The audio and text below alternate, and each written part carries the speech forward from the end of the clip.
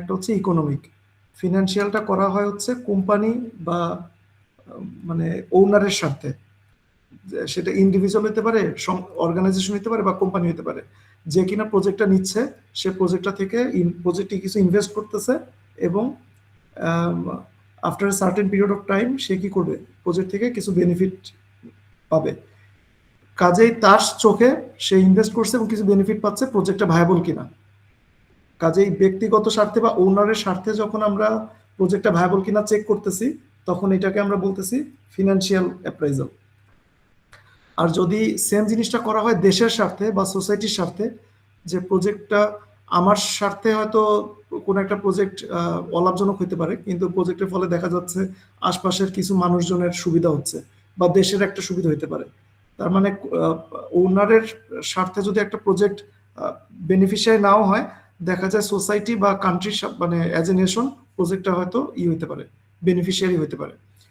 কাজে দেশের স্বার্থে বা সোসাইটির সাপেক্ষে প্রজেক্টটা বেনিফিশিয়ারি কিনা এটা আমরা চেক করি ইকোনমিক অ্যানালিসিস। কাজে দুইটা আছে, একটা হচ্ছে ফিনান্সিয়াল আর একটা হচ্ছে ইকোনমিক।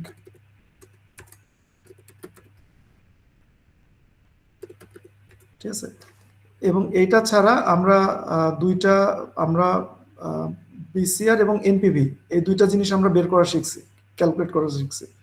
ঠিক আছে, এনপিভি হচ্ছে নেট প্রেজেন্ট ভ্যালু আর বিসিআর হচ্ছে বেনিফিট কস্ট রেশিও। আজকে আমরা আরো দুইটা কনসেপ্ট পড়বো, একটা হচ্ছে পে ব্যাক পিরিয়ড। ঠিক আছে, এটা হচ্ছে পে ব্যাক পিরিয়ড এবং এটা একটা ভার্সন আছে হচ্ছে ডিসকাউন্টেড পে ব্যাক পিরিয়ড।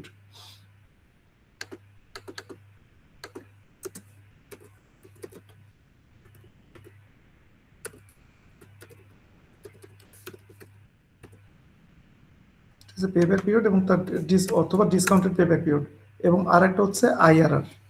এই দুইটা তো আগে আমরা এইগুলো অলরেডি হয়ে গেছে, আমরা এটা পড়ছি। আজকে আমরা পে ব্যাক পিরিয়ড এবং আইআরআর এই দুইটা সম্পর্কে ধারণা নিব।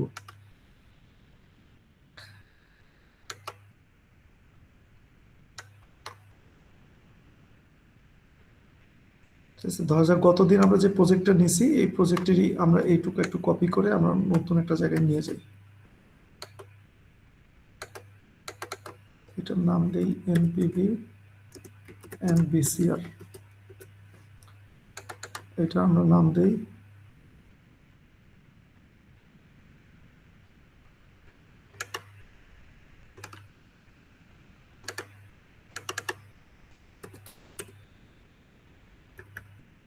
payback period।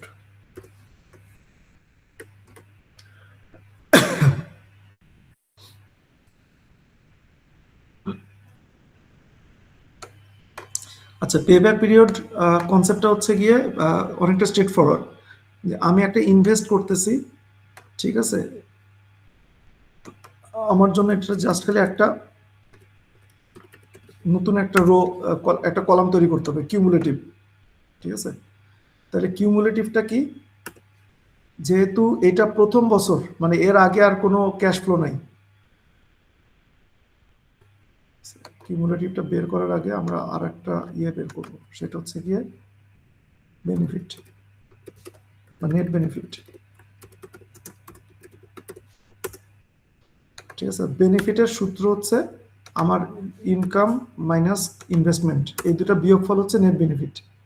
ঠিক আছে, তাহলে প্রথম বছর 2026 ইনভেস্টমেন্ট আছে 20, সাপোজ এই সব টাকা হচ্ছে কোটি টাকায়, 20 কোটি টাকা ইনভেস্টমেন্ট আছে কিন্তু ইনকাম নাই, তার মানে আমার নেট বেনিফিট -20। সেকেন্ড বছর ইনকাম মানে ইনভেস্টমেন্ট আছে 60 কোটি টাকা কিন্তু কোনো ইনকাম নাই, তাহলে সেকেন্ড বছরে -60। ঠিক আছে, থার্ড বছরে মানে 2 বছর পরে গিয়ে আমার নেট বেনিফিট -50। এর পরের বছরগুলোতে প্লাস আসছে। ঠিক আছে, কারণ ওই পরের বছরগুলোতে ইনভেস্টমেন্ট নেই, শুধু ইনকাম আছে।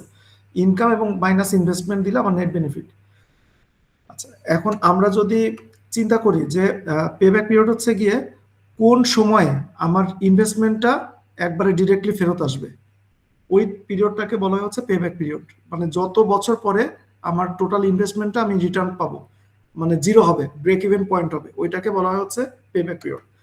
তাহলে কিউমুলেটিভ আমরা যদি খরচটা এগুলো হচ্ছে গিয়ে ইয়ার ওয়াইজ খরচ, এটা 2026-এ, এটা 27-এ, 28, 29, 30 বিভিন্ন বছর। কিউমুলেটিভ হচ্ছে গিয়ে কারেন্ট বছরের সাথে আগের বছরের যোগফল। তাহলে এইটা যেহেতু প্রথম বছর, কাজে এইটার কিউমুলেটিভ কত হবে? এটাই হবে নাকি? শোনাচ্ছে আমাকে? জি স্যার। ঠিক আছে, কিউমুলেটিভ হচ্ছে গিয়ে মানে একবারে শুরু থেকে আজকে পর্যন্ত যতগুলা মানে ইয়ে হয়েছে, ক্যাশ ফ্লো হয়েছে, সবগুলোর যোগফল, সবগুলোর সামেশন। তাহলে এটা যেহেতু প্রথম, তাহলে তার আগ পরে সব হচ্ছে জিরো, তাহলে জিরোর সাথে -20 যোগ করলে জিরোই থাকবে, মানে প্রথম বছরের জন্য যেটা, ওই বছরের যেটা নেট বেনিফিট ওইটাই কিউমুলেটিভ বেনিফিট হবে। আচ্ছা, সেকেন্ড বছরের সূত্র হচ্ছে আগের বছরের সামেশন প্লাস কারেন্ট বছরের ক্যাশ ফ্লো, তাই না? তাহলে আগের বছর সামেশন ছিল -20, এই বছর আরো 60 কোটি টাকা ইনভেস্ট করছি, তাহলে কিউমুলেটিভ কত হলো? -80। এটাকে যদি আবার টান দিই তাহলে মোটামুটি ফর্মুলা হবে। ফর্মুলা কি? আগের বছরের সাম এবং কারেন্ট বছরের ক্যাশ ফ্লো। তাহলে তৃতীয় বছরে আরো -50, তাহলে দেখতেছি তৃতীয় বছরের কিউমুলেটিভ কত? -130 কোটি না? এটা যে আমরা যোগ করি 60 আর 20, 80 এবং 50, 130, তার মানে 130 কোটি টাকা ইনভেস্ট করছি দেখে এই কিউমুলেটিভে -130 আসছে।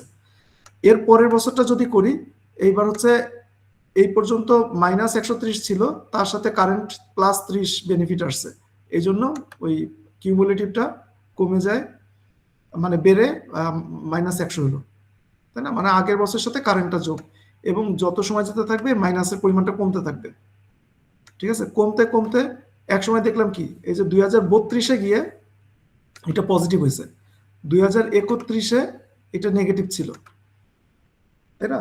তার মানে আমরা বলতে পারি কি, যে 2031 এবং 32 এর মাঝখানে কোথাও গিয়ে ব্রেক ইভেন হয়েছে, তাই না? জিরো হয়েছে, তারপরে 32-এ যে পজিটিভ হয়েছে, তারপরে পজিটিভ হইতে থাকবে। তাহলে এই যে সময়টা শুরু থেকে এই পর্যন্ত টোটাল কত বছর গেছে, এই সময়টা হচ্ছে গিয়ে পেব্যাক পিরিয়ড। বুঝতে পারছি?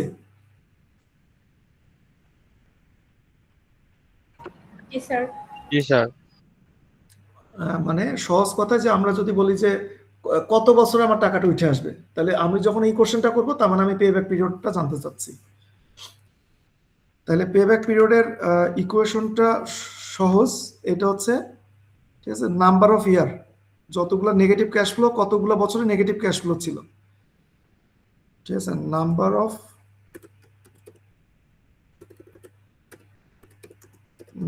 অফ ইয়ার্স উইথ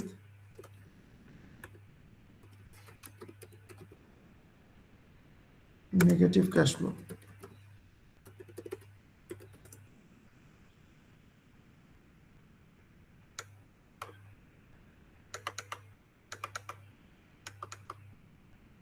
ঠিক আছে, number of year with negative cash flow এর সাথে যোগ হবে প্লাস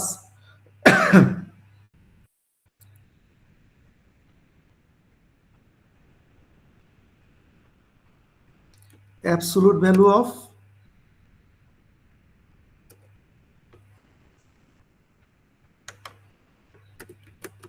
last year cumulative, ঠিক আছে, divided by current year cash flow.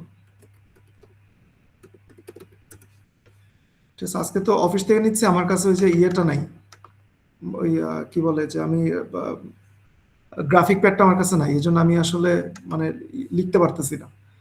ঠিক আছে, তাহলে number of year with negative cash flow, এটার সাথে একটা অনুপাত যোগ করব। সেই অনুপাতটা কি, এটা একটু আলাদা করে দিই।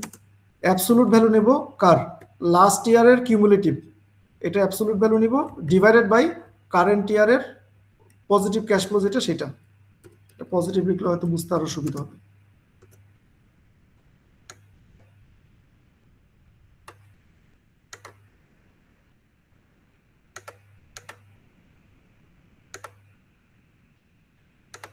ঠিক আছে, তাহলে এইটা হচ্ছে গিয়ে আমার পেব্যাক পিরিয়ডের সূত্র, যে পেব্যাক পিরিয়ড ইকুয়াল টু হচ্ছে এইটা। স্যার ডিভাইড কি স্যার দুইটার সাথেই করব নাকি শুধু এবিএস এর সাথে? না, ওইটা ওই শুধুমাত্র যে অ্যাবসোলুট ভ্যালু যেটা, সেটার সাথে করব আর কি। তাহলে আমরা এই ফর্মুলাটা যদি করি, তাহলে এইখানে আমরা দেখতেছি কত বছর ধরে নেগেটিভ ক্যাশ ফ্লো আছে, এন এর মান তো 0, তাই না? 1 2 3 4 5, 5 বছর পর্যন্ত নেগেটিভ ক্যাশ ফ্লো আছে না 2031 সাল পর্যন্ত, তাই না? এই যে কিউমুলেটিভ কতগুলা নেগেটিভ, তাহলে এটা 2026 27 28 29 30 31 পর্যন্ত নেগেটিভ, মানে 5 বছর পর্যন্ত নেগেটিভ ক্যাশ ফ্লো আছে, তাহলে ইকুয়াল টু 5, ঠিক আছে? Number of year with negative cash flow, এটা প্রথমে আমরা বের করলাম, ঠিক আছে? তারপরে কি প্লাস, তারপরে কি বলা আছে অ্যাবসলিউট ভ্যালু অফ লাস্ট ইয়ারের কিউমুলেটিভ, তাহলে এই যে নেগেটিভ ক্যাশ ফ্লো হচ্ছে এই 5 বছর পর্যন্ত, তাহলে এই বছরের মানে লাস্ট যে বছর পঞ্চম বছর এইটার কিউমুলেটিভ কত -10, তাহলে এইটার অ্যাবসলিউট ভ্যালু নিতে হবে, ঠিক আছে? তাহলে অ্যাবসলিউট ভ্যালু হচ্ছে -10, ঠিক আছে, ডিভাইডেড বাই কারেন্ট বছরের ক্যাশ ফ্লো কত আর কি, মানে কারেন্ট বছর কতটুকু ইনকাম হয়েছে, তাহলে এইটা ছিল লাস্ট বছর, পরের বছর পজিটিভ, তার মানে কারেন্ট বছর হচ্ছে যে এইটা,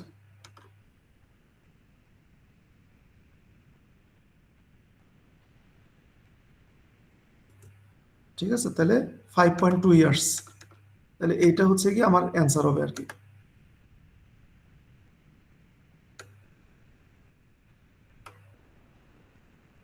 ঠিক আছে, স্যার কারেন্ট ইয়ারের পজিটিভ ক্যাশ ফ্লো একটু বুঝিয়ে কিউমুলেটিভ বলুন। যখন নিব তখন হচ্ছে অ্যাবসলিউট নিব কি লাস্ট নেগেটিভ, তার কি অ্যাবসলিউট ভ্যালুটা নিব, এর পরের বছরটাকে হচ্ছে আমার কারেন্ট ইয়ার ধরবো, কারণ এই পরের বছরে গিয়ে আমার পজিটিভ হয়েছে, তাই না?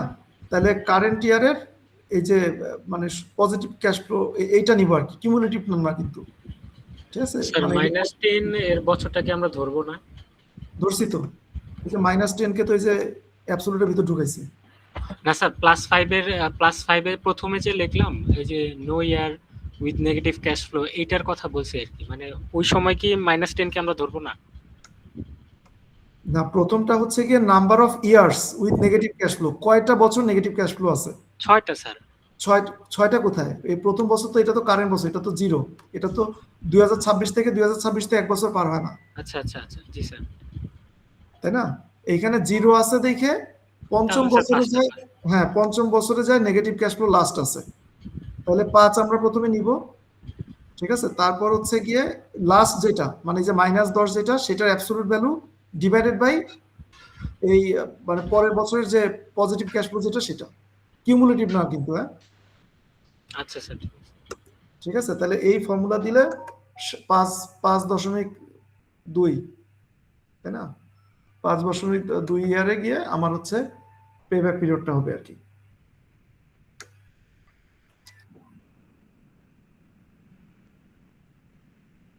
ফাইভ প্লাস 10 ডিভাইডেড বাই 50, হ্যাঁ, এইভাবে হচ্ছে গিয়ে ই করতে হবে। কেন?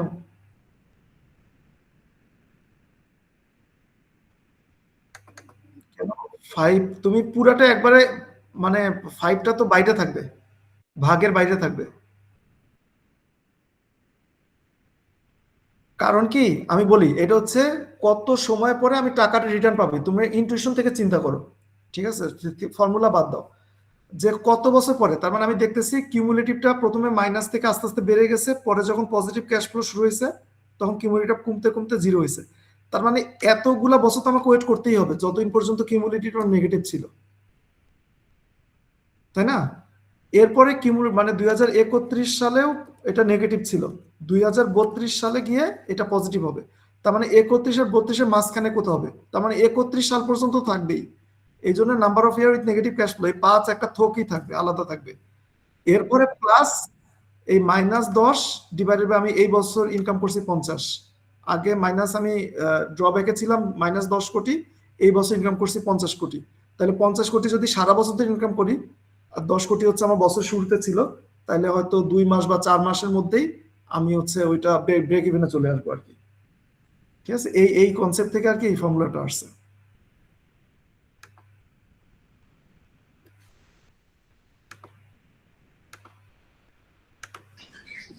স্যার ফর্মুলাটা একটু আরেকটু দেখাবেন স্যারটা লিখে দিন।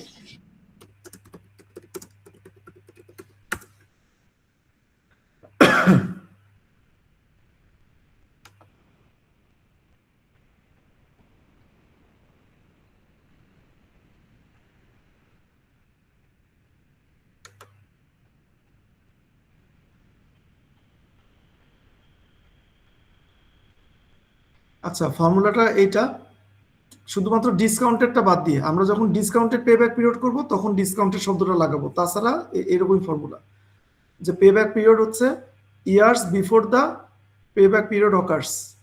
মানে আমার কতগুলো নেগেটিভ ক্যাশ ফ্লো আছে এইসব, মানে আসলে কনফিউশন, তো এই জন্য ইকুয়েশনটা আমি নিজে বলছিলাম। এই যে এটা ফর্মুলা বলতে পারো আর কি, যে ইয়ার্স বিফোর ফুল রিকভারি, মানে লাস্ট কতগুলো নেগেটিভ ছিল আর কি, ঠিক আছে, ফুল রিকভারির আগ পর্যন্ত। ফুল রিকভারি মানে যখন আমার কিউমুলেটিভটা পজিটিভ হয়েছে বা জিরো হয়েছে, তখন আমরা বলতে পারি ফুল রিকভারি।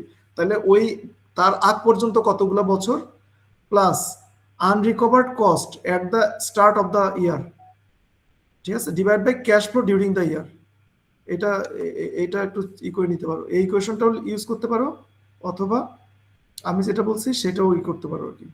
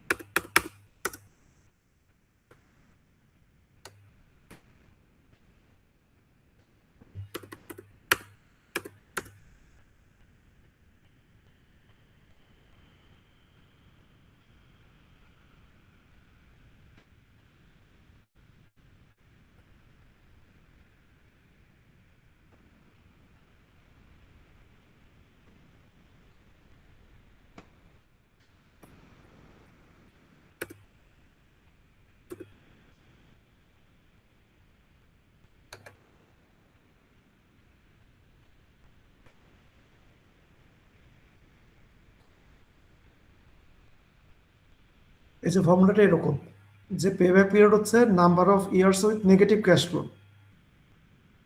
নেগেটিভ, ঠিক আছে, কতগুলা নেগেটিভ কিউমুলেটিভ ক্যাশ ফ্লো কতগুলাতে আছে আর কি, নেগেটিভ কিউমুলেটিভ ক্যাশ ফ্লো বলতে পারো, কিউমুলেটিভ,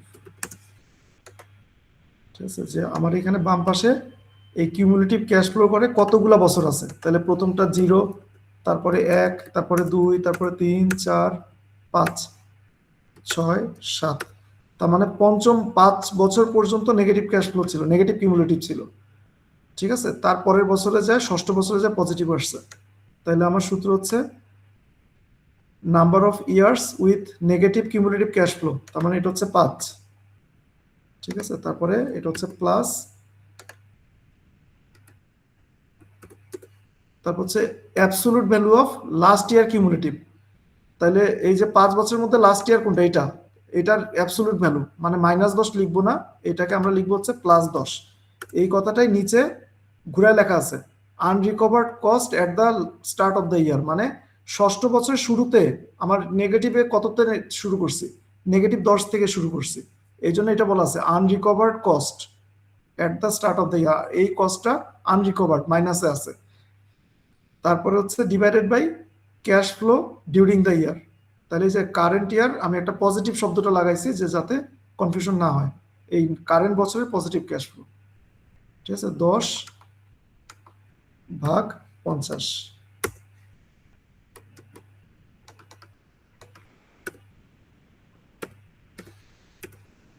ঠিক আছে, তাহলে 5 + 10/50 বা 5.2, এটা হচ্ছে অ্যান্সার। এটা কি বুঝতে পারছে?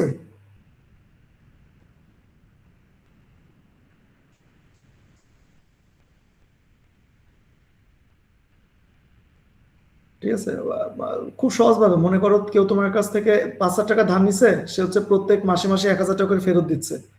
তাইলে তুমি যদি মনে মনে হিসাব করতে চাও যে কয় বছর পরে গিয়ে তুমি ব্রেক ইভেন হবা, তাহলে সহজ কথা, 5,000 টাকা ধার নিছে মানে কয় মাস পরে তুমি ব্রেক ইভেন পয়েন্ট আসবা।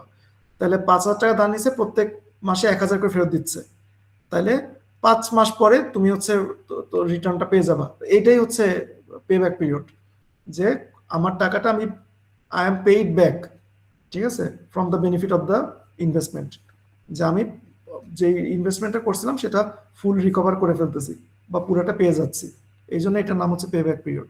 তাহলে এটা হিসাব করবো কি, প্রথমে হচ্ছে আগে net benefit, present value of না, কিন্তু আমি যদি শুধু বলি পে ব্যাক পিরিয়ড, তখন কিন্তু এই যে বিভিন্ন বছরের কি ইনভেস্টমেন্ট, বিভিন্ন বছরের ইনকাম, নেট বেনিফিট হচ্ছে গিয়ে ইনকাম মাইনাস ইনভেস্টমেন্ট,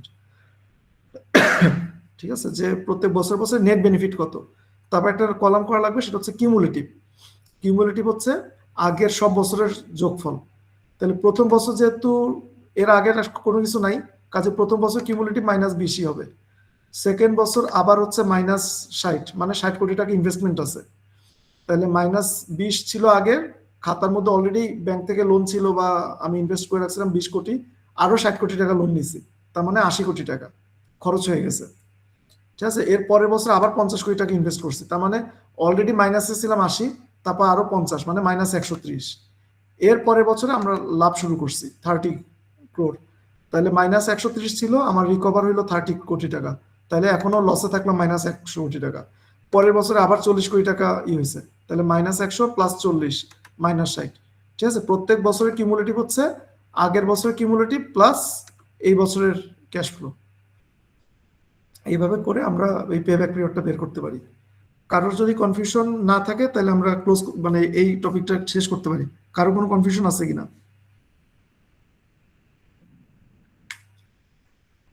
বুঝতে পারছি এটা? জি স্যার। আচ্ছা, কিন্তু এই যে ডিজাইনটা আছে পে ব্যাক পিরিয়ড, আমি বললাম 5.5 বছর, কিন্তু এটার মধ্যেও কি একটু ইরর থেকে গেল না? কারণ আমি যে টাকার ভ্যালুটা যে চেঞ্জ হয়ে যাচ্ছে, সেটা তো আমি আসলে কাউন্ট করলাম না, যে আমি এই আজকের টাকার সাথে আবার 5 বছরের টাকা সব যোগ করতেছি, কিন্তু আসলে এই দুইটা টাকা মান তো আলাদা, তো এই দুইটা টাকার পারচেস পাওয়ার ডিফারেন্ট, তাই না? জি স্যার।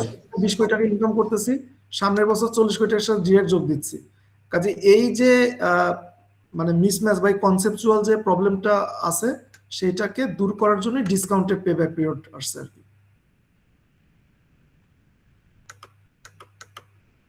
ঠিক আছে, আমরা এটা যদি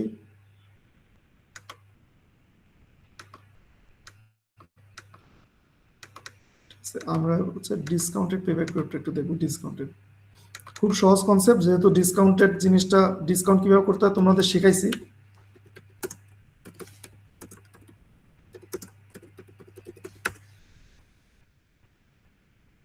ডিসকাউন্টেড পে ব্যাক পিরিয়ডে একটা জাস্ট খালি নরমাল কিউমুলেটিভটা নেওয়া যাবে না, তার পরিবর্তে ডিসকাউন্টেড কিউমুলেটিভটা করতে হবে।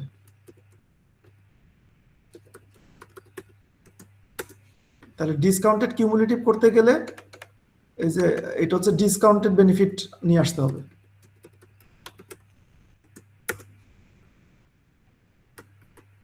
ঠিক আছে, ডিসকাউন্টেড বেনিফিট আনতে হবে।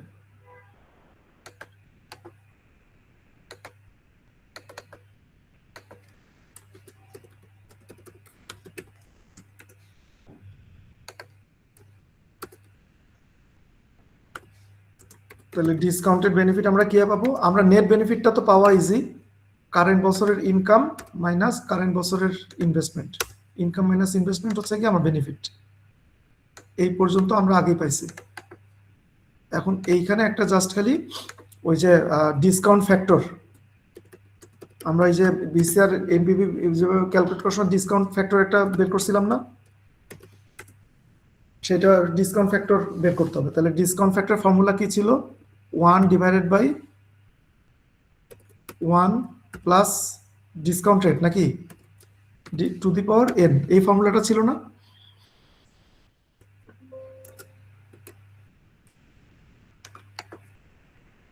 তাহলে ডিসকাউন্ট রেটের জন্য আমার এখানে একটা ডিসকাউন্ট রেট আমার জানা থাকতে হবে, যে কত পার্সেন্ট, ধরলাম যে 12% আকারে ডিসকাউন্ট রেট হবে।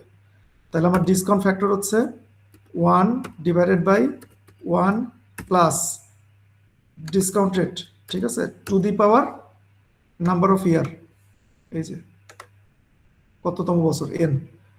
এখন এই এফটা যেহেতু কনস্ট্যান্ট রাখতে চাই, এই জন্য এটা আগে ডলার সাইন দিব আর কি, ডলার ডলার। ঠিক আছে, অ্যাজ ইউজুয়াল যেহেতু প্রথম বছর এন এর মান 0, তাহলে 1 divided by 1 plus R to the power 0, to the power something to the power 0 মানে 0, sorry something to the power 0 মানে 1, তাহলে 1 ডিভাইড বাই 1, তার মানে 1 আসতেছে।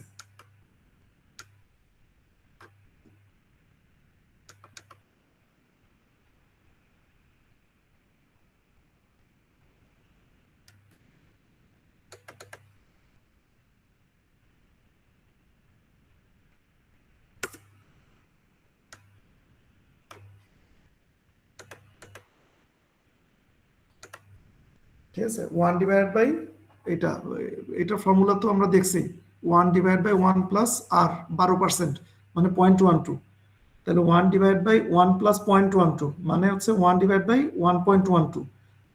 প্রথমে এন এর মান 0, তাহলে 1.12 টু দি পাওয়ার 0 মান এটা আসবে, তারপরে 1 দিলে এটা আমরা আসছি। এখন এই যে ডিসকাউন্টেড বেনিফিট হচ্ছে গিয়ে এই যে নেট বেনিফিটের সাথে ইনটু ডিসকাউন্ট ফ্যাক্টর, এটা গুণ করলে ডিসকাউন্টেড বেনিফিট আসবে, ঠিক আছে। এবং এই ডিসকাউন্টেড বেনিফিট গুলার সাথে থেকে আমি যখন কিউমুলেটিভ বের করব, তখন এটার নাম হচ্ছে ডিসকাউন্টেড কিউমুলেটিভ ক্যাশ ফ্লো।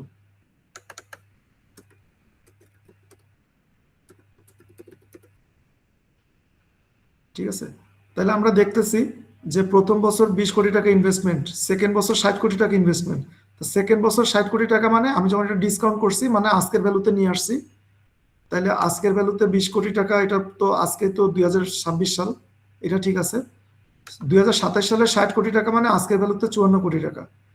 2028 সালের 50 কোটি টাকা মানে আজকের পারচেস পাওয়ার কনসিডার করলে সেটা 40 কোটি টাকা দিয়ে আমি সেটা করতে পারবো। তার মানে সব টাকাগুলোকে আজকের ভ্যালুতে বা ডিসকাউন্ট করে নিয়ে আসছে। এইবার এইটার কিউমুলেটিভ আমরা এখানে বের করছি। তাহলে এখন আমরা যদি বের করতে চাই যে ডিসকাউন্টেড পেব্যাক পিরিয়ড, তাহলে কত হবে ডিসকাউন্টেড পেব্যাক পিরিয়ড? তাহলে এই যে number of negative cumulative cash flow, তাহলে number of negative discounted cumulative cash flow. তাহলে কয় বছর নেগেটিভ কিউমুলেটিভ আছে? 6. এখন কিন্তু আর 5 বছর নাই, তাই না? এটা প্রথমে 0, 1, 2, 3, 4, 5, 6, 6 বছর পর্যন্ত চলে গেছে। তাহলে এটা হচ্ছে 6 প্লাস লাস্ট বছরের ডিসকাউন্টেড কিউমুলেটিভ কত ছিল? -13। এটা অ্যাবসলিউট মান নিলে কত আসবে? 13, তাই না? অ্যাবসলিউট মান মানে খালি মানটা, নেগেটিভটা নিব না। ডিভাইড বাই কারেন্ট বছরের ডিসকাউন্টেড ক্যাশ ফ্লো হচ্ছে 23। তাহলে ফর্মুলাটা দাঁড়াচ্ছে হচ্ছে 6 প্লাস 13 ভাগ 23, তার মানে 6.56 ইয়ার। ঠিক আছে, এত একক হচ্ছে ইয়ার্স ডিসকাউন্টেড পেব্যাক পিরিয়ড।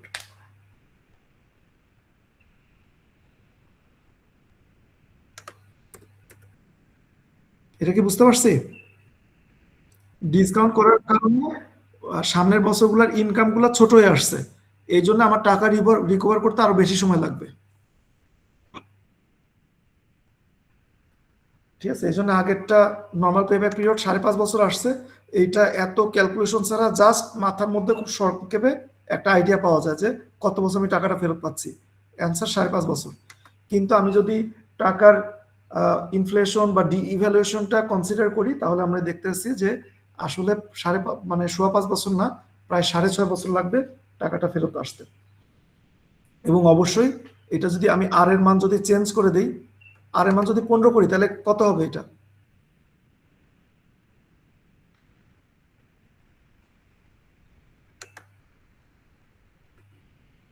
আমি একটা ফর্মুলা লিখে ফেলি।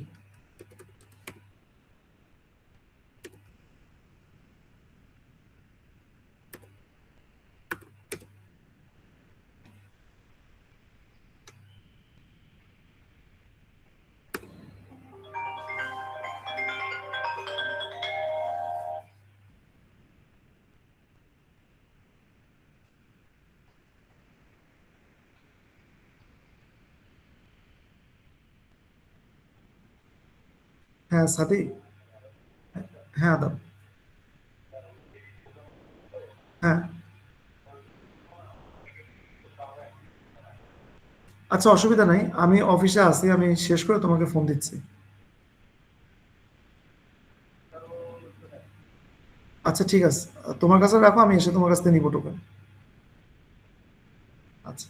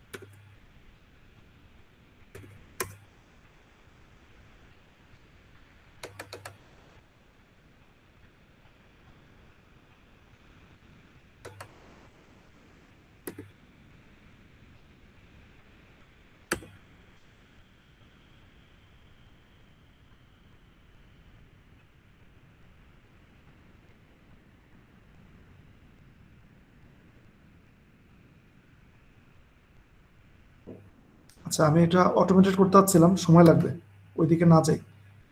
তাহলে এখন আমি যদি এটা 12%-এর জায়গায় 15% করি তাহলে কি হবে বলো দেখি? ডিসকাউন্টেড পেব্যাক পিরিয়ড কি হবে, কমবে না বাড়বে?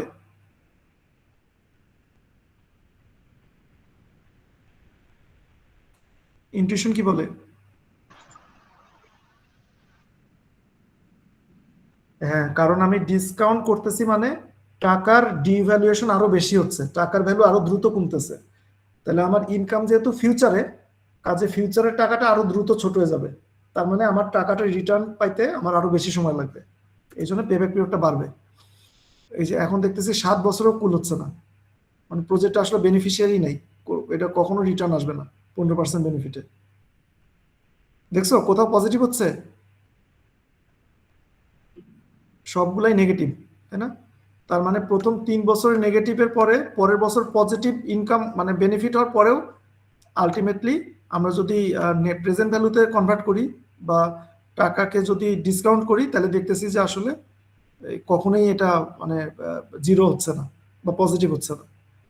ঠিক আছে, তাহলে পে ব্যাক পিরিয়ড এটা আমার যেহেতু প্রজেক্ট সময়ই 7 বছর, কাজে এর থেকে 7 বছরে আসলে পে ব্যাক ইয়ে আসবে না, রিটার্ন আসবে না আর কি, গ্রেটার দেন 7 বছর।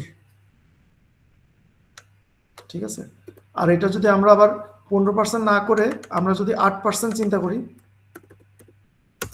তাহলে এটার মানে পরিমাণ আবার কমে আসবে, তখন এই যে একটা ডিরেক্ট জিরো চলে আসছে লাকিলি। ঠিক আছে, মানে ষষ্ঠ বছরে গিয়ে 5 বছর পরে যায় ডিরেক্ট জিরো, তার মানে এটা হবে হচ্ছে 5, তাই না?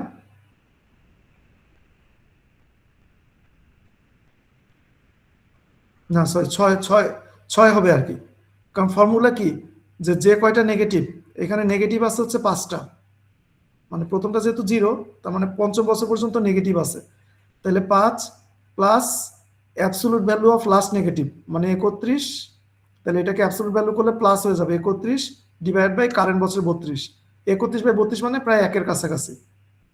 ঠিক আছে, মানে তাহলে 5 প্লাস 1 6 বছর হবে, এবং আমরা দেখতে পাচ্ছি ষষ্ঠ বছরে যায় জিরো হচ্ছে। তাহলে পে ব্যাক পিরিয়ড মানে হচ্ছে আসলে কত বছরে যায় আমার কিউমুলেটিভটা জিরো হচ্ছে, সেটা হচ্ছে আমার পে ব্যাক পিরিয়ড। এটা যদি আমরা নর্মাল যোগ করি, বছরগুলোর ক্যাশ ফ্লোটা ডিরেক্ট যোগ বিয়োগ করি, তাহলে সেটা হচ্ছে শুধু পে ব্যাক পিরিয়ড। আর যদি আমি ডিসকাউন্ট করার পরে যোগ বিয়োগগুলো করি তাহলে এটা হচ্ছে ডিসকাউন্টেড পে ব্যাক পিরিয়ড। বুঝছি এটা? আমি আবার বলতেছি, স্যার আরেকবার একটু রিভিউ করা যাবে স্যার? হ্যাঁ অবশ্যই। কোনটা, পে ব্যাক পিরিয়ড নাকি discounted pay back period? Sir discounted. আচ্ছা, তাহলে প্রথম বছর এগুলো হচ্ছে বছর, তারপরে আমরা নাম্বার অফ বছর এনটা বের করছি, কারণ আমার ওই যে ডিসকাউন্ট ফ্যাক্টর এটা বের করতে গেলে আমার এনটা লাগবে। তারপর ইনভেস্টমেন্ট আর ইনকাম এগুলো তো দেওয়াই আছে, কোন বছরে কত টাকা ইনভেস্টমেন্ট ইনকাম। তাহলে আমি করছি কি নেট বেনিফিট একটা রো বের করছি, সেটা হচ্ছে ইনকাম মাইনাস ইনভেস্টমেন্ট। ঠিক আছে, তারপর ডিসকাউন্ট ফ্যাক্টর বের করছি, ডিসকাউন্ট ফ্যাক্টর ফর্মুলা হচ্ছে সূত্র কি 1 divide by 1 plus R to the power n। তাহলে n এর মান যেহেতু এক এক বছরে এক এক রকম, এই জন্য এক এক বছরের ডিসকাউন্ট ফ্যাক্টর এক এক রকম আসছে, যদিও আর এর মান সবসময় সেম। ঠিক আছে, এইবার এই নেট বেনিফিট গুলাকে আমি ডিসকাউন্ট ফ্যাক্টর দিয়ে গুণ করে ডিসকাউন্ট করবো আর কি, ডিসকাউন্টেড নেট বেনিফিট, এই জন্য এটা নাম দিয়েছে discounted net benefit. Discounted net benefit থেকে আমরা ডিসকাউন্টেড কিউমুলেটিভ ক্যাশ ফ্লো পাবো।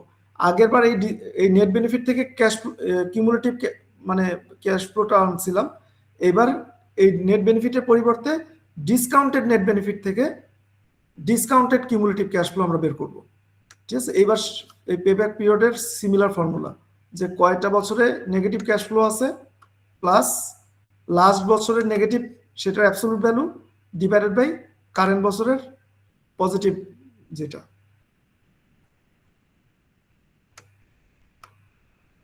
একই ফর্মুলা, জাস্ট খালি পার্থক্য হচ্ছে একটা ডিসকাউন্ট করা সহ আর একটা ডিসকাউন্ট করা ছাড়া।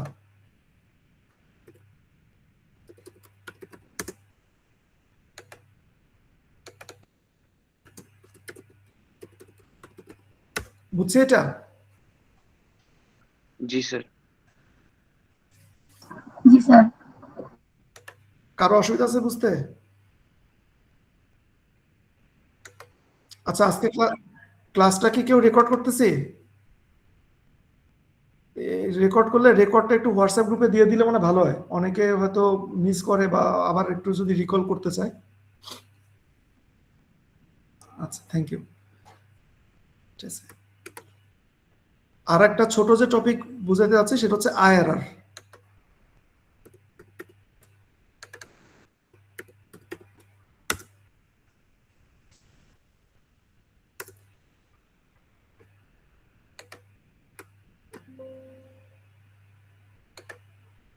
আইআরআর কি জিনিস, কারো আইডিয়া আছে?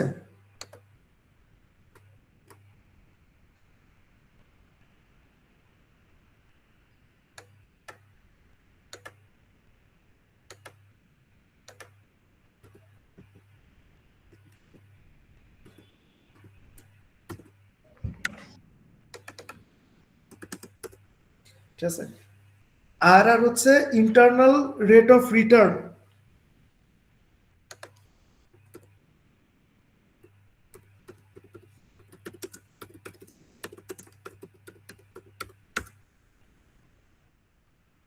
ঠিক আছে, ইন্টারনাল রেট অফ রিটার্ন এটা কি জিনিস, এটা বোঝার আগে আমরা আবার একটু এনপিভি বের করব এই 12% ডিসকাউন্ট রেটে।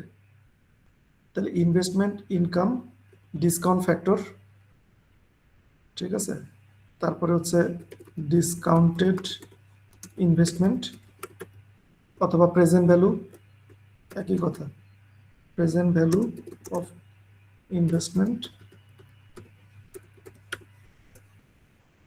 তারপর হচ্ছে present value of cost, present value of income, অথবা ডিসকাউন্টেড ইনভেস্টমেন্ট ডিসকাউন্টেড ইনকাম, একই কথা। হ্যাঁ, এটাকে কিন্তু ডিসকাউন্টেডও বলা যায়, ডিসকাউন্টেড ইনভেস্টমেন্ট।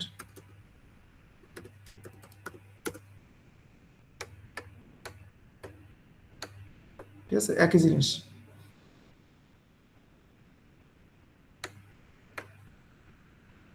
আচ্ছা, তাহলে ডিসকাউন্ট ফ্যাক্টর ফর্মুলা বলো, 1 divided by 1 plus R to the power কি হবে, নাম্বার অফ ইয়ার নাকি? এক্সেলে যেহেতু আমি টান দিব এই জন্য এই আর এর জায়গাটা আমি কনস্ট্যান্ট করে দিলাম $সাইন দিয়ে। ঠিক আছে, এবার টান দিলে এইটুক সবাই করছো বা এটা অলরেডি জানো। তাহলে প্রেজেন্ট ভ্যালু অফ কস্ট সেটা হচ্ছে discount factor into investment.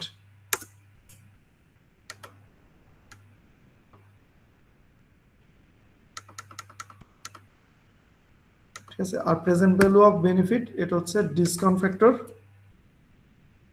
Into present value benefit না, present value of income. Total benefit হচ্ছে ইনকাম মাইনাস কস্ট করলে তখন আমরা বেনিফিট বলতে পারবো।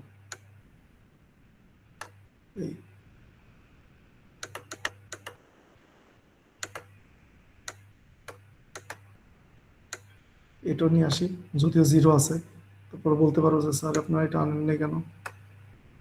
এটা অটো সাম, তাহলে এটা হচ্ছে মানে net present value of investment না, বা summation of present value of investment, এটা হচ্ছে summation of present value of cost, এটা হচ্ছে সাম। তাহলে আমার এনপিভির সূত্র হচ্ছে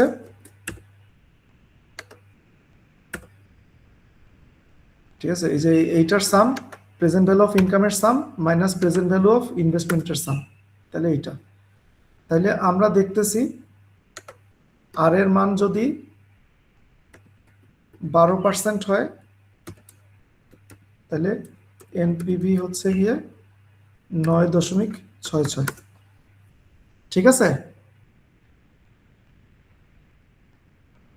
এনপিভির মানটা আর এর উপর ডিপেন্ড করবে না, যেহেতু আর এর মানের উপর ডিসকাউন্ট ফ্যাক্টর ডিপেন্ড করতেছে, এবং ডিসকাউন্ট ফ্যাক্টরের উপর ডিপেন্ড করতেছে যে আমার নেট প্রেজেন্ট ভ্যালু কত হবে, কাজে এনপিভিটা ইজ এ ফাংশন অফ আর। তাহলে এনপিভি কে আমরা এভাবে লিখতে পারি যে ফাংশন অফ ডিসকাউন্ট রেট।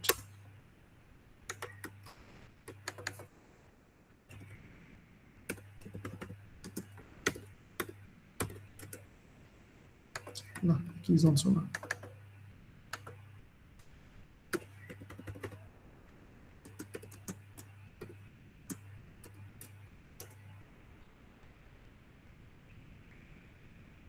কারো কোনো এটা বুঝতে অসুবিধা আছে? এটা তো জাস্ট খালি আজকে মিড পরীক্ষা হইলে আজকে মিড পরীক্ষা দিতে হয় এরকম কিছু একটা। তাহলে এখন আর বজে 12% না হয়ে যদি এটা 10% হয় তাহলে এনপিভি কত? দেখা গেছে যে একটু বেড়ে গেছে, তাহলে এইটাকে একটু সরাই দিই। আর এর মান যদি 10% হয় তাহলে এনপিভি দেখতেছি কত? 18.92, তাই না? কারণ আর এর মান কমানো মানে হচ্ছে পরের বছরগুলোকে মানে বেশি রিডিউস না করা, আর এর মান যত বেশি বাড়াবো সামনের বছরগুলো তত দ্রুত ছোট হয়ে আসবে। ঠিক আছে, এবং এই টোটাল এই ইনকাম যেহেতু ছোট হয়ে আসবে এনপিভিটা আস্তে আস্তে নেগেটিভের দিকে যাবে। তাহলে আর এর মান 10, 12 করছে, এবার যদি 14% করি তাহলে এনপিভি হচ্ছে 1.56। তাহলে আর এর মান যখন 14%, এনপিভির মান 1.56। আর এর মান যদি আমরা 14% জায়গায় একটু বাড়াই 16% করি তাহলে এনপিভি আসে কত? -5.55। এটা যে 16% হয় তাহলে -5.55। তাহলে এই কয়টা ডাটা নিয়ে আমি যদি একটা প্লট আঁকি তাহলে কি প্রথমে বেশি থেকে শুরু হয়েছে, তারপরে কি আস্তে আস্তে একসময় জিরোকে ক্রস করে গেছে না এনপিভি ভ্যালুটা? বুঝছি না বুঝি নাই? জি স্যার। মানে আর এর মান বাড়াচ্ছি এবং আর এর মান বাড়াইতে বাড়াইতে দেখতেছি যে এনপিভির কোনো ইম্প্যাক্ট পড়ে কিনা। তাহলে আর এর মান আস্তে আস্তে বাড়াইতে বাড়াইতে দেখতেছি যে এনপিভির মানটাও কমতেছে, কমতে কমতে আর এর মান যখন 16% হয়ে গেছে তখন এনপিভিটা কি নেগেটিভ হয়ে গেছে। তার মানে 14% এবং 16% এর মাঝখানে কোন একটা জায়গায় এটাকে জিরোতে ক্রস করছে। তাহলে যেই ডিসকাউন্ট রেট হইলে মানে আর এর মান তো বিভিন্ন মানের জন্য এনপিভির মান পজিটিভ বা নেগেটিভ হইতে পারে, যেই রেটের জন্য এনপিভির মানটা জিরো হবে ওই ডিসকাউন্ট রেটটাকে বলা হবে হচ্ছে আইআরআর বা ইন্টারনাল রেট অফ রিটার্ন।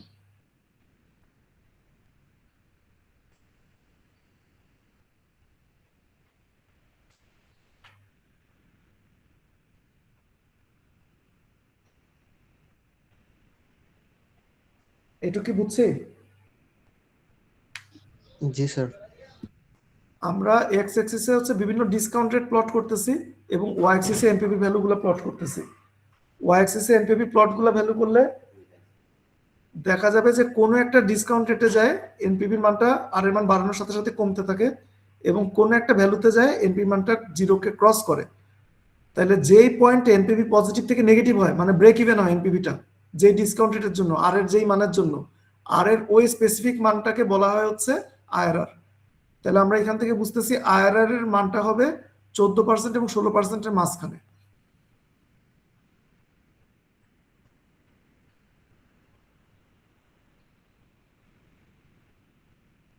ঠিক আছে, তাহলে আইআরআর বের করার ফর্মুলা হচ্ছে গিয়ে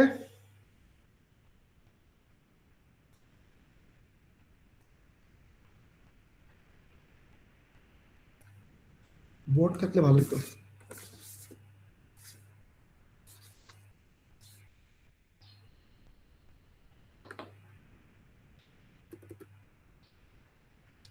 আচ্ছা, আমরা যদি এরকম একটা ত্রিভুজ চিন্তা করি, এই যে দুইটা ত্রিভুজ, এই মাঝখানে এই রেখাকে, এই এক্স এক্সিসটা দুইটা ত্রিভুজে ভাগ করছে, এই একটা ত্রিভুজ আর ওই পাশে আরেকটা ত্রিভুজ, চিন্তা করতে পারি না দুইটা ত্রিভুজ? এইটা যদিও স্ট্রেট লাইন না, এটা একটু কার্ভ, কিন্তু আমরা মনে করতে পারি যে এটা ছোট ডিস্টেন্সের জন্য এটা একটা স্ট্রেট লাইন চিন্তা করতে পারি। তাহলে এটা দুইটা ত্রিভুজ এবং এটা সদৃশকোণী ত্রিভুজ, কারণ এই দুইটা কোণ সমান, দুইটা ত্রিভুজের এই দুইটা কোণ 90 ডিগ্রি, ঠিক আছে? এবং মানে দুইটা কোণ সমান হলে তো অপর কোণ সমান হবেই, ঠিক আছে? তাহলে সদৃশকোণী, তাহলে এই রেসপেক্টিভ যে আর্মগুলা সেগুলা রেশিও সেম হবে। আচ্ছা, এটা বোর্ড লাগবে, এটা ল্যাপটপে পেপারে হবে না, বোর্ড অথবা দরকার ছিল আমার কাছে, ওই যে গ্রাফিক ট্যাবটা।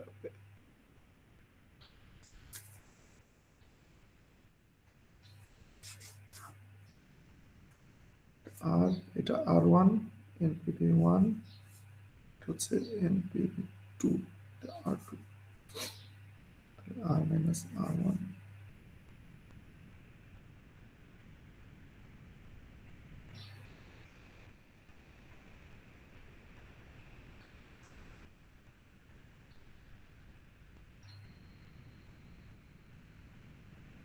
একটু একটা মিনিট, হ্যাঁ আমি একটু খাতার মধ্যে করে আমি ইকুয়েশনটা লিখে দিই, খালি পরে ক্লাসে হচ্ছে ব্রিফ করে দিব। শোনাচ্ছে আমাকে?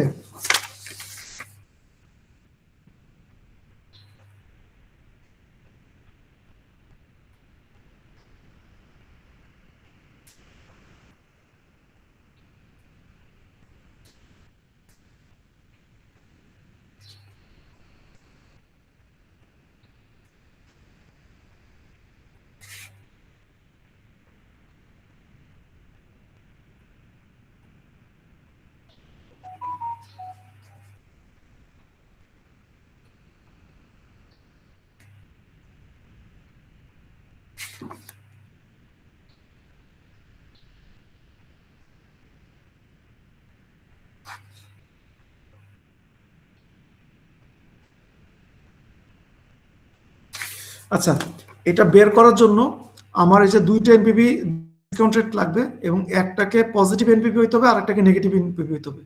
তার মানে এই দুইটা ডাটা লাগবে, ঠিক আছে? 14% একটা পজিটিভ আসছে এবং 16% একটা নেগেটিভ আসছে। আচ্ছা, তাহলে আইআরআর বের করার ফর্মুলা সেটা হচ্ছে গিয়ে, প্রথম হচ্ছে NPV1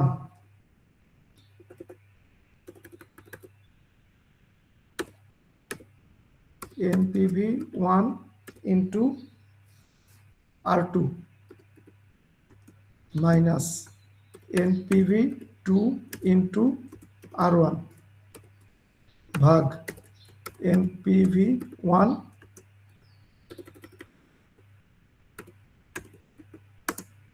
minus NPV2।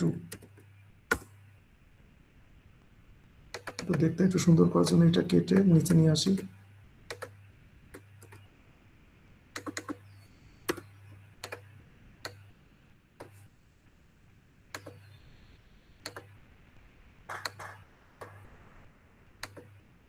ঠিক আছে, তাহলে আইআরআর বের করার ফর্মুলা হচ্ছে এরকম, NPV1 into R2 minus NPV2 into R1 divided by NPV1 minus NPV2। তাহলে আমরা যদি বের করি, তাহলে NPV1 হচ্ছে এইটা,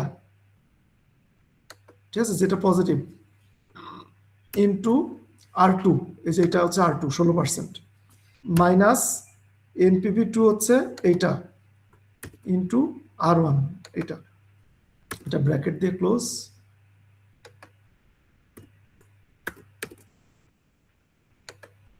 ভাগ NPV1 মাইনাস NPV2, ঠিক আছে? তাহলে এই যে 14 পয়েন্ট, এটাকে পার্সেন্টেজে করলে এই যে 14.439%, এই পার্সেন্টে এনপিভিটা ই হবে। আমরা যদি এই মানটা বসায় চেক করে দেখি যে 14.439, যদিও রাউন্ডিং করছি, তারপরে মোটামুটি দেখা যাবে যে কত আসে। এই দেখা যাচ্ছে প্রায় জিরোর কাছাকাছি গেছে। আমরা যদি মোটামুটি এক্সাক্ট মান নিতাম তাহলে এটা আরো জিরোর কাছাকাছি যেত। জিরোর কাছাকাছি আসছে না এনপিভি?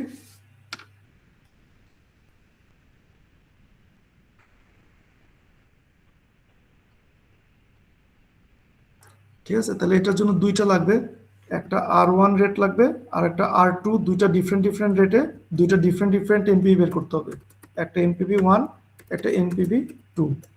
তাহলে R1 রেটে এনপিভি 1 এবং R2 রেটের জন্য এনপিভি 2, এই দুটো বের করলে তাহলে আমরা আইআরআর বের করতে পারবো। এটা হচ্ছে গ্রাফিক্যাল মেথড, আর এটা নিয়ে একটা নিউমেরিক্যাল মেথড আছে, সেটা ক্লাসে দেখাবো অথবা নেক্সট ক্লাসে দেখাবো আর কি। এটা কি বুঝতে পারছি?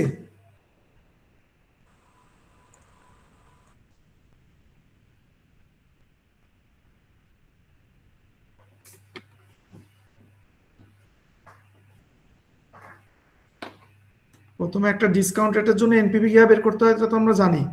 এবার আরেকটা ডিসকাউন্ট রেটের জন্য আরেকটা এনপিভি বের করব। তারপরে এই যে এই formula NPV 1 into rate 2 minus NPV 2 into rate 1 divide by NPV 1 minus NPV 2। ভালো রেজাল্টের জন্য একটা এনপিভি পজিটিভ এবং একটা এনপিভি নেগেটিভ আসলে ভালো অ্যান্সার আসবে। স্যার তাহলে এখানে ডিসিশনটা কি আসতেছে স্যার? ডিসিশন হচ্ছে এইটা যে আমার ডিসকাউন্ট রেটের থেকে যদি আইআরআরটা বড় হয়, মনে করো আমি 12% রেটে আগে চিন্তা করছিলাম initially, 12% rate discount, normal discount factor ধরছিলাম, ডিসকাউন্ট রেট ধরছিলাম, তার থেকে আইআরআর যদি বেশি হয় তাহলে অবশ্য প্রজেক্টটা মানে রিজেক্ট করতে হবে।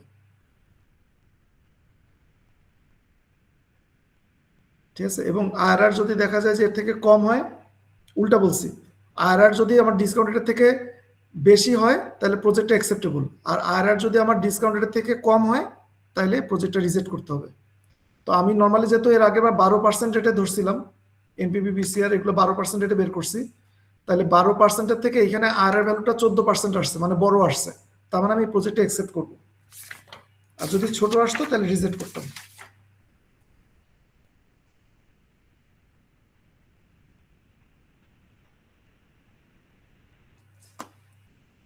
ঠিক আছে, যদি আইআরআর গ্রেটার দেন আর হয় তাহলে অ্যাকসেপ্ট, আর আইআরআর যদি লেস দেন আমার ডিসকাউন্ট রেটের থেকে ছোট হয় তাহলে রিজেক্ট, আর সমান হলে অ্যাম্বিগুয়াস। আচ্ছা, আইডি 49 সুরিদ, নিশাত,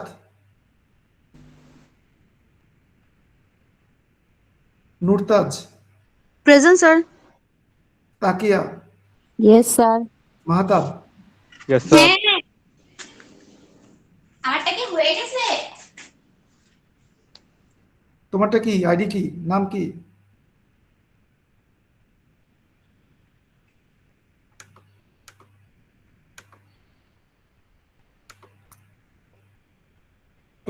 ক্লাসের জন্য কিছু বললা নাকি?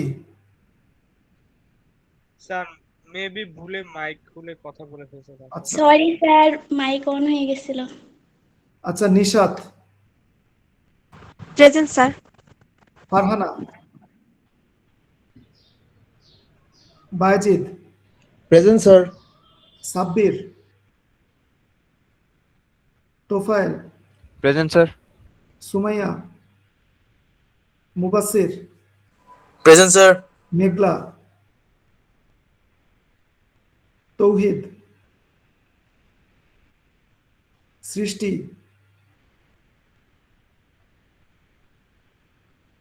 Tamim,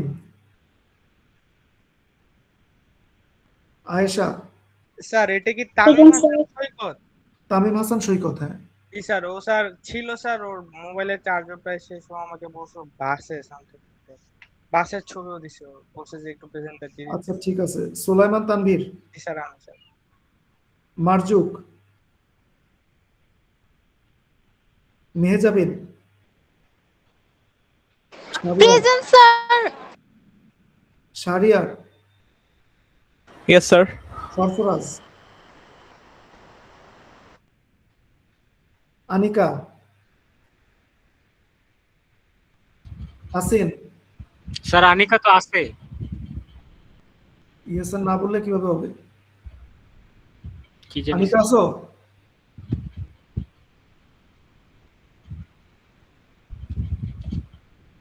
Fahimur, yes sir. মিথিলা,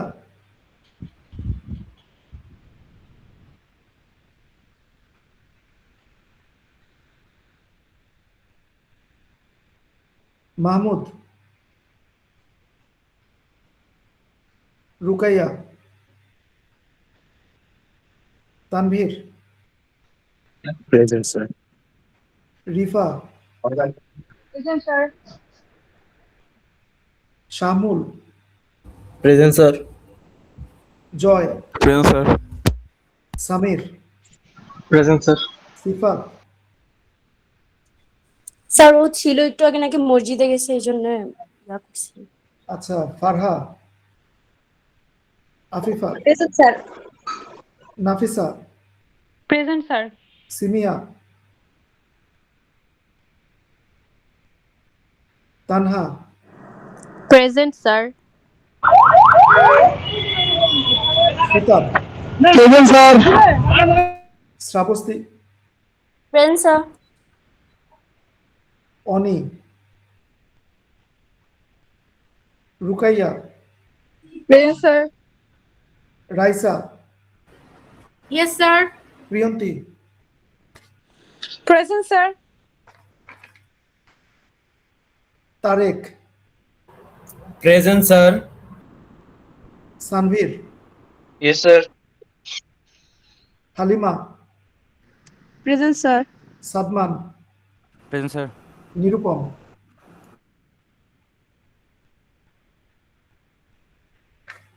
মেঘলার আইডি কত? 139।